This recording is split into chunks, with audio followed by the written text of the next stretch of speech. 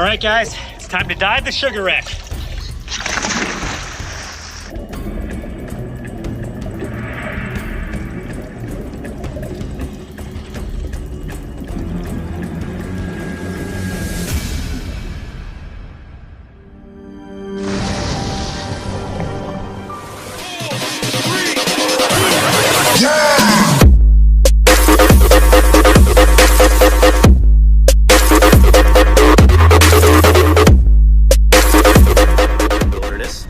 We've explored the world of sharks. Huge sharks, and lots of them. But there's, of course, much more to see in the world's oceans than just its top marine predators. Today, we are going to investigate the remains of our very first shipwreck. This dive site near Grand Bahama, known to locals as the Sugar Wreck, consists of the scattered remains of an ill-fated molasses steamer, of which we know very little. However, wrecks such as these are actually quite common throughout the Bahamas and the Caribbean.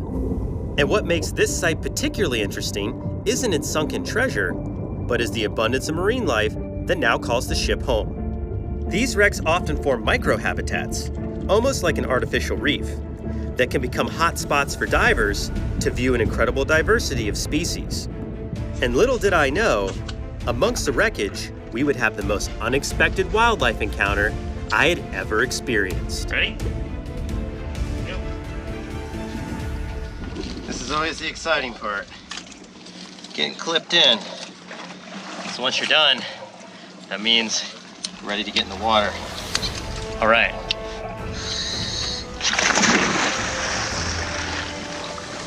All right, guys, it's time to dive the sugar wreck. It's pretty shallow, but we're gonna get a lot of bottom time. Dive her down. Upon entering the water, we saw the wreckage right away.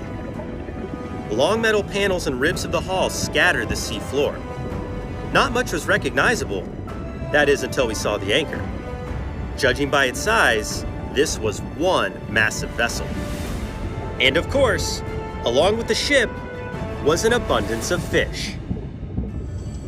The fields of debris were absolutely cloaked in a cape of marine creatures. Schools of snapper and yellow grunts made up the majority of the fish surrounding the site. But on closer inspection, we were able to identify angelfish, filefish, pesky invasive lionfish, and we even found a large conch. Have you ever seen their eyes before? Whoa, how crazy is that? And of course, no dive is complete without a good shark sighting.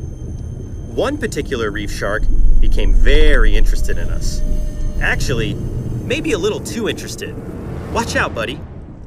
But like every adventure, we were on the lookout for something special. Anytime we have cameras in our hands, we're always looking for something that intrigues us, something that truly stands out from the crowd and almost makes you point the lens in its direction. And you never really know when that's going to happen, but when it does, filming gets really exciting. Suddenly, from under the wreck, I spotted a small porcupine fish. What a cool creature. These little guys have so much personality, I had to try for a closer look. But as soon as I got closer to the spiny fish, it floated out into the open and began to slowly head to another part of the site. But not too quickly. Just a slow, gentle cruise in another direction. And for some reason, I felt as if it wanted me to follow it. Don't ask me why, but this moment reminded me of one of my favorite scenes from the Disney movie, The Sword in the Stone. The one where young Arthur follows Merlin around the lake after they both turn to fish? Yeah, that one. So I thought, let's see where this goes. And just as I had hoped, the little fish was leading me right towards something much bigger.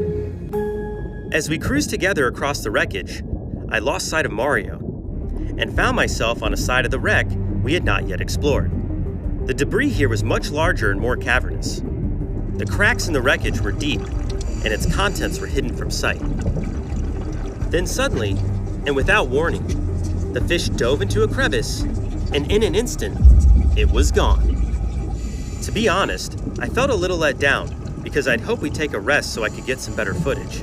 And so had Mario, who at this point had caught up to us and had actually been following along the entire time. We both looked back toward the hull fragments where our new friend had disappeared. And then, out of the shadows, emerged a truly giant porcupine fish. It was huge. I couldn't believe my eyes. Never before had I seen one so enormous. But, to my amazement, there were actually more of them. One by one, they popped out of hiding to inspect us and say hello. In fact, before long, I realized that we were completely surrounded and absolutely being swarmed by huge porcupine fish. What luck! Not only would we be able to get some amazing footage, but we were also about to witness some unique behaviors. Porcupine fish, also known as blowfish, inhabit tropical waters and reefs all over the world. Not to be confused with their cousins the pufferfish, porcupine fish can easily be distinguished by the visible spines covering their bodies. They do tend to be primarily found amongst reefs, and in this case, shipwrecks, and feed on a variety of hard-shell invertebrates like urchins, crabs, mollusks, and shrimp. Their beak-like mouths are specifically designed for these kinds of prey. And of course, their most famous trait, when agitated, is the ability to inflate their bodies and erect their spines outward to fend off any would-be predators. But the spines themselves are not venomous. And while impressive, we hopefully wouldn't be seeing any of these displays today because our goal was to remain in the presence of the fish and disturb them as little as possible. However, I must say, these spot-finned porcupine fish were by far the largest ones we had ever seen. And one of them was particularly huge, and also very dominant. It was almost the size of a watermelon, if you could believe it. My guess is we had stumbled upon a colony of porcupine fish and were observing some courtship behaviors. But the fish themselves did genuinely seem curious about us and our presence. Almost like you'd expect a dolphin to behave, the fish were surprisingly playful. They would swim up and almost invite contact. The experience was absolutely surreal. In general, I would never advise anyone to make contact with a reef fish, but this circumstance was clearly special, and since I was wearing gloves to protect both myself and the fish, I gently reached out my hand and they got even closer. In fact, they got so close, they would almost make one actually made contact with me. I couldn't believe it. Like a puppy, it seemed to enjoy brushing its belly and head against my glove. This was by far the most unexpected interaction we could have ever predicted. And it wasn't just one either. They all began to join in. I was literally palling around with a school of porcupine fish.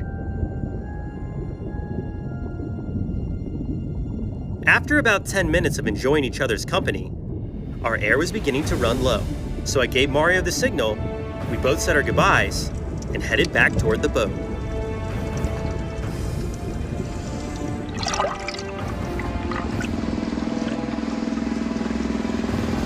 That was sweet! Woo! Let's get dried off. All right, well, we're back on the boat. The sugar wreck was amazing. We saw sharks, we saw all kinds of fish. I certainly didn't expect to get surrounded by porcupine fish, but on today's adventure, that's exactly what happened. I'm Mark Vins. Be brave. Stay wild. We'll see you on the next dive. If you enjoyed this dive, make sure to go back and watch the time we got surrounded by giant tiger sharks. And don't forget to subscribe and hit the notification bell so you can join me and the crew on our next aquatic adventure.